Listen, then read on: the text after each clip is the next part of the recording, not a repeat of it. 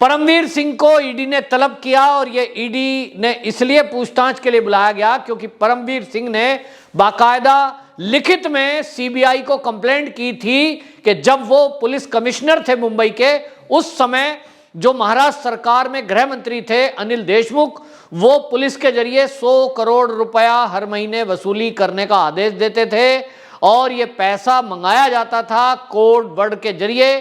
सचिन वजह इसमें एक टूल की तरह इस्तेमाल हुआ और जब इन्होंने ये सीबीआई को कंप्लेंट दी, मामला क्योंकि 100 करोड़ का था, मामला क्योंकि संपत्ति का था और इसलिए सीबीआई ने इस एप्लीकेशन की कॉपी ईडी को ट्रांसफर की। अब ईडी ने इस मामले में जांच कर रहा है।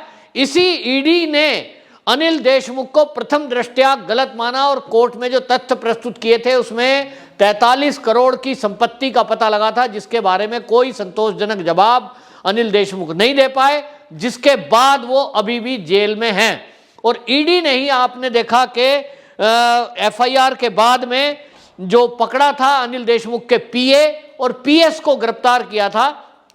जो पीए थे अनिल देशमुख के और पीएस थे यानी पर्सनल सेक्रेटरी, उन्हीं ने ये राज खोला था और उन्होंने बाकायदा इसके लिए गवाह के तौर पर कुछ चीजें बताई थी। वो राज जानने के बाद ईडी हरकत में आई और उनकी जो बयानबाजी थी पीएस और पीए की, उसके आधार पे ही कोर्ट में साक्ष्य प्रस्तुत किए गए उनको और इसी के बाद अनिल देशमुख को जेल जाना पड़ा और जिसकी वजह से उन्हें मंत्री पद से इस्तीफा भी देना पड़ा। मामला हाई प्रोफाइल था, लेकिन इसमें एक ट्विस्ट आया और ट्विस्ट ये आया कि महाराष्ट्र की सरकार ने बाकायदा अनिल देशमुख के इस निलंबन के बाद, इस सस्पेंशन के बाद, एक तरह से मैं कहूं कि आरोप लगाने वाले जो परमवीर सिंह थे, इन्हीं के खिलाफ जांच शुरू कर दी और एक एसआईटी गठन करके और इसमें यह कर दिया कि जो भ्रष्टाचार के आरोप लगे हैं इसकी जांच की जाए। और उगाही का मामला कोई बताया गया जिसमें एक उद्योगपति जो रेस्टोरेंट का संचालक था, उसने कंप्लेंट की कि भाई मेरे से पैसे मांगे गए और मेरे से पैसे मांगने में परमवीर सिंह का हाथ है। इस तरह के आरोप लगाए गए, 9 लाख रुपए का आरोप लगाया गया। अब उस मामले में जब एफआईआर दर्ज हुई, उस एफआईआर के बिना पर परमवीर सिंह जो कि अब डीजी होमगार्ड थे, उनको सस्पेंड कर दिया गया और उनको जेल भेजने की तैयारी चल रही है। लेकिन इसी बीच में ईडी का आना कहीं ना कहीं ये दिख रहा है कि या तो परमवीर सिंह के द्वारा लगाए गए आरोपों में अगर कोई सच्चाई है तो मुश्किलें बढ़ेंगी उद्धव सरकार की, और यदि लगाए गए आरोप फर्जी हैं, केवल सनसनी फैलाने के लिए लगाए गए हैं, तो निश्चित रूप से परमवीर सिंह की मुश्किलें बढ़ेंगी। क्योंकि जैसे ही ईडी के द्वारा यह तय हुआ कि लगाए गए आरोप फर्जी हैं तो परमवीर सिंह जेल 100% जाएगा। महाराष्ट्र की सरकार छोड़ने के मूड में कतई नहीं है जिस तरह से उसको सस्पेंड किया गया है। लेकिन अगर परमवीर सिंह के सूत्रों की माने और उसके वकील की माने तो उनका कहना यह है कि हमारे पास पूरे साक्ष्य हैं, हम अभी तक उन सबूतों को मुंबई की पुलिस को नहीं देंगे क्योंकि मुंबई पुलिस तो महाराष्ट्र सरकार के दबाव में काम कर रही है। सबूतों को सौंपेंगे तो सीबीआई और ईडी को।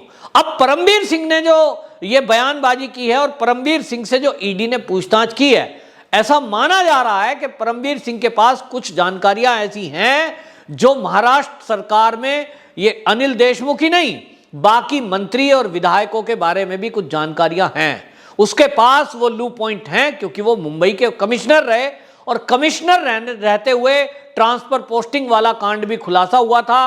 ये परमवीर सिंह वही व्यक्ति है जो कमिश्नर रहते हुए फर्जी टीआरपी वाला केस लॉन्च हुआ था। ये भी परमवीर सिंह बता सकते हैं किसके कहने पर कितने पैसे कहां आए। वहीं आपको बताएं, सुशांत सिंह राजपूत की मौत का जो रहस्य अभी भी अनसुलझा है, इस मामले में भी बॉलीवुड की एंट्री मानी जा रही थी और उस समय से आवाज उठ रही थी कि बॉलीवुड के कोई बड़े लोग हैं जिनके कहने पर सुशांत सिंह राजपूत को ड्रग दी गई और एक साजिश के तहत उनको इस तरह की आत्महत्या या हत्या के लिए ये सारा साजिश हुआ। इसकी अभी जांच सीबीआई कर रही है, इसलिए इस बारे में कोई बोल पाना संभव नहीं है कि मामला क्या है। लेकिन सीबीआई के सूत्रों का यह कहना है कि अभी भी जांच क्लोज नहीं हुई है। तो इस मामले में बड़े लोग कौन थे, क्या उन्होंने पैसे देकर मुंबई पुलिस की जो जांच है उसमें सबूत मिटाने का कोई काम किया?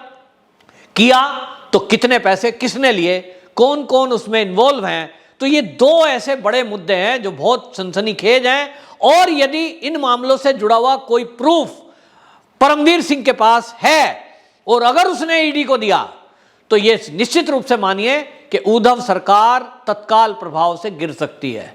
जिस दिन भी यह खुलासा हो गया, ईडी या सीबीआई ने जिस दिन यह खुलासा कर दिया कि ये जो सुशांत सिंह राजपूत वाला मामला है, इसमें कहीं सरकार के लोग मिले हुए हैं, कहीं पुलिस की इन्वॉल्वमेंट थी, कोई प्रेशराइज किया जा रहा था, कुछ पैसों का लेन देन हुआ, तो उस दिन सरकार गिरेगी। यदि इसमें मामला ये खुलता है कि ट्रांसफर पोस्टिंग में कुछ घोटाला घपला था, शिवसेना के कुछ नेता इसमें मिले हुए थे, जिस तरह के आरोप आपको बताएं, ये खाली परमवीर सिंह के आरोप नहीं है, इसमें रश्मि शुक्ला जो इंटेलिजेंस हेड थी, इंटेलिजेंस की हेड रही पुलिस की, महाराष्ट्र पुलिस की, उनकी भी बात थी।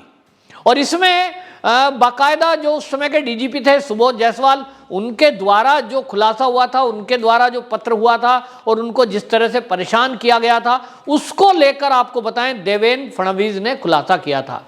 देवेंद्र फडणवीस पूर्व मुख्यमंत्री, उन्होंने बाकायदा खुलकर प्रेस कॉन्फ्रेंस में ये आरोप लगाए थे कि रश्मि शुक्ला के द्वारा ट्रांसफर पोस्टिंग के मामले को लेकर कुछ लोगों के फोन टैप किए गए। उसका पूरा डाटा मेरे पास है, वो पेन ड्राइव में गृह मंत्रालय को दे रहा हूं। ये बात अलग है कि अभी तक उस मामले का कोई खुलासा नहीं हुआ। ये कानूनन था गैर कानूनन था, इसमें मामले को उलझा दिया गया।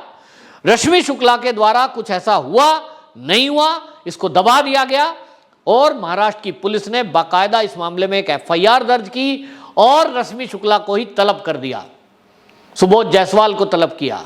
बताइए, आपने डाटा लीक किया, आपने फोन टेप किया, किसके कहने से किया, ये सारी जांच तो हुई, तो उसका कोई खुलासा उसका भी नहीं हुआ।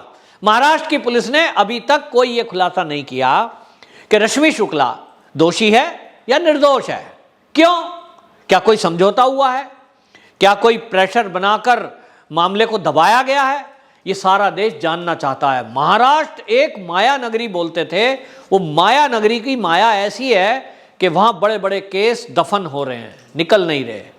कौन अधिकारी कहां से लाएंगे? अगर मोदी सरकार में ये चीजें निकलकर सामने नहीं आएंगी तो कब आएंगी? देश की जनता पूछ रही है। लेकिन ऐसा लग रहा है कि कुछ ना कुछ रहस्य ऐसे हैं, महाराष्ट्र में जो भी केस हो वहां आरोप लगाने वाला ही आरोपी हो जाता है, फिर थोड़े दिन बाद पता लगा वो जेल में चला जाता है, मामला खत्म। यही परमवीर सिंह के साथ हो रहा है कि एक तरफ परमवीर सिंह ने आरोप लगाए, आगे बढ़कर इतना बड़ा रिस्क लिया कि उसने सरकार के गृह मंत्री के खिलाफ आरोप लगाए, उसके बावजूद सवाल उठ रहे थे कि इतने दिन सरकार को क्यों लगे, उनको ट्रांसफर कर दिया गया डीजी होमगार्ड, तो भैया उसको उसी टाइम आपने जांच तत्काल करके और जांच को तभी क्यों नहीं डिस्कस किया कि दोषी है कि नहीं है? तब नहीं मामला उठता है, बाद में उठता है। और ये कहीं ना कहीं इंडिकेट करता है कि कुछ तो सौदेबाजी चल रही है। आखिरकार केंद्रीय एजेंसियां, उनके पास कितना काम है? वो बॉर्डर का बाहर का काम देखें, वो ड्रग माफियाओं को देखें, या वो देश के अंदर बैठे हुए भ्रष्ट नेताओं को देखें, किस किस की जांच करें और कहां से ऐसे अधिकारी लाएं जो जांच तत्काल कर दें। जनता दबाव दे रही है कि सुशांत सिंह राजपूत वाला मुद्दा बताओ, लेकिन रिपब्लिक चैनल का जो मामला था, अर्नब गोस्वामी को जेल भेजने का मामला था, वो फर्जी टीआरपी वाला केस भी अभी ठंडे बस्ते में, उसका भी नहीं पता लगा उसके पीछे कौन चैनल था, उसके पीछे सरकार थी कि नहीं, और ये सब का सब अभी तक कुछ पता नहीं लग पाया है। तो एक तरफ ये सब चीजें निकलकर सामने आ रही हैं, वहीं जनता केवल एक मूक दर्शक बनी हुई है। जनता को अभी तक ये जानना है कि अगर अनिल देशमुख जो कि गृह मंत्री थे, उन्होंने कोई पुलिस के जरिए उगाही की तो कौन कौन इन्वॉल्व थे, क्योंकि 100 करोड़ की उगाही हर महीने, ये बहुत बड़ी राशि है। अगर लगभग 1.5 साल से ऊपर हो गया सरकार को चलते, तो इसका मतलब 1 साल के बाद तो ये केस खुला था, 1000 करोड़ रुपया इकट्ठा हुआ होगा, 1000 करोड़ से भी ऊपर। तो क्या अकेला एक अनिल देशमुख उसको हजम कर गए या बाकी लोगों को भी बटा है? मुख्यमंत्री की इसमें क्या इन्वॉल्वमेंट है, यानी उद्धव ठाकरे जी की, ये भी एंगल खुलासा होना चाहिए। लेकिन इस मामले में जिस तरह से जांच धीमी चल रही है, उसके चलते जनता में आक्रोश है। जनता जानना चाहती है कि आखिरकार ये जो परमवीर सिंह है, ये भी दूध का धुला तो है नहीं। एक तरह से आप देखेंगे आरोप कब के लगाए जा रहे हैं?